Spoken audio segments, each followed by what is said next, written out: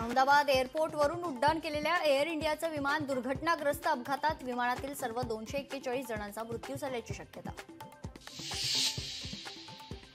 अहमदाबादमध्ये एअर इंडियाच्या विमान अपघाताचा पहिला व्हिडिओ समोर। विमान कोसळताच सर्वत्र धुराचे लोट।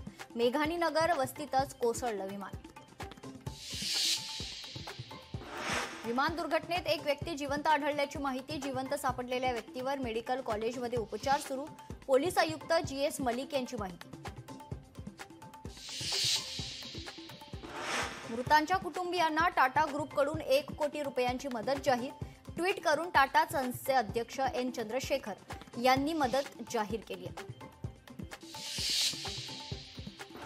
एअर इंडिया विमान दुर्घटनेत गुजरातचे माजी मुख्यमंत्री विजय रुपाणी यांचं निधन। लंडनमध्ये आपल्या मुलीला भेटण्यासाठी निघाले होते विजय रुपाणी। बदलापुरातील रहिवासी दीपक पाठकचा विमान दुर्घटनेत मृत्यू। दीपक पाठक एअर इंडियाचा क्रू मेंबर असल्याची माहिती। नातेवाईकांनी DNA सॅम्पल्स रुग्णालयात जमा करावे। गुजरात सरकारकडून नातेवाईकांना अपील। मृतदेहांची ओळख पटवण्यासाठी DNA चाचणी महत्त्वाची।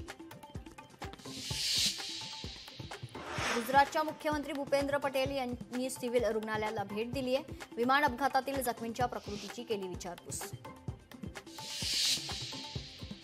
विमानातील क्रू मेंबर्सपैकी एक क्रू मेंबर खासदार सुनील तटकरेंची नातेवाईक। अपर्णा महाडिक सुनील तटकरेंची भाचे सून। अपघातग्रस्त विमानामध्ये नागपूरची यशा कामदार। एअर इंडियाच्या विमानातून प्रवास करत होती यशा कामदार। अहमदाबादमधील BJ मेडिकल कॉलेजच्या हॉस्टेलवर कोसळलं विमान। अपघातात 3 MBBS विद्यार्थ्यांचा मृत्यू। 50 ते 60 विद्यार्थी जखमी असल्याची माहिती। लोकशाही मराठी ऐका, पहा, जागरूक रहा।